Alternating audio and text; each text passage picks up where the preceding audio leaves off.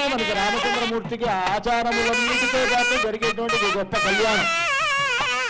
ఆ రామచంద్రమూర్తి సీతమ్మ వారి మెడలో ఆ మాంగళ్యాన్ని ధరింపజేసేటప్పుడు జగద్రక్షణ హేతున అంటారు.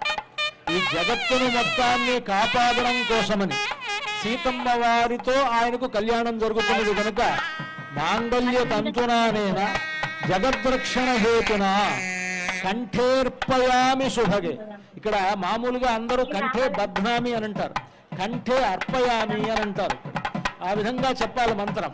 కంఠేర్పయామి శుభగే త్వంజీవ శరదాం శతం అంటూ ఆ మాంగళ్య మంత్రాన్ని పఠిస్తూ సీతమ్మ వారి మెడలో రామచంద్రమూర్తి అర్పించేటువంటి సన్నివేశాన్ని ఇప్పుడు మనం చూడబోతూ ఉన్నాం.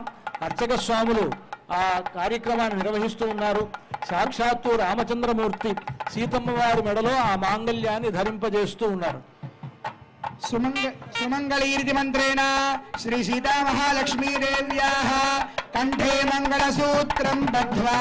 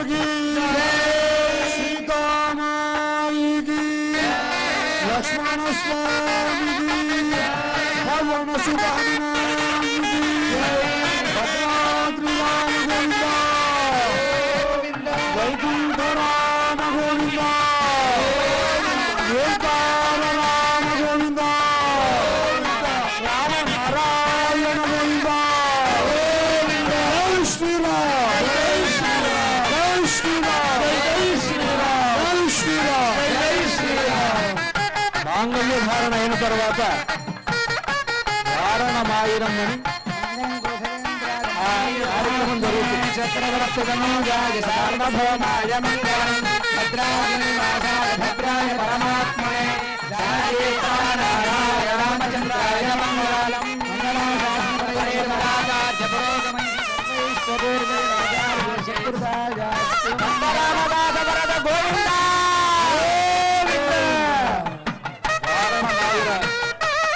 వారణమాయిరం అనేటువంటి ప్రబంధ పఠనం జరుగుతూ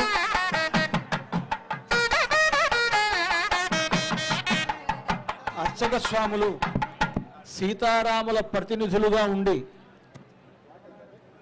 నారికేళములతోటి బంతులాట ఆడుతూ ఉంటారు. ఈ వారణమాయిరం అనేటువంటి ప్రబంధాన్ని గోదాదేవి ఆండాళమ్మ వారు మనకు చెప్పినటువంటి ప్రబంధం. గోదాదేవి సీతమ్మ వారి వలె ఒక అవతారమూర్తి. సీతమ్మ ఎలాగైతే అయోనిజ అంటున్నామో అదేవిధంగా గోదాదేవి కూడా అయోనిజ. సీతమ్మ వారు జనక మహారాజుకి యజ్ఞభూమిలో లభిస్తే గోదాదేవి విష్ణు చిత్తులనేటువంటి మహనీయులకి తులసీవనంలో లభించింది.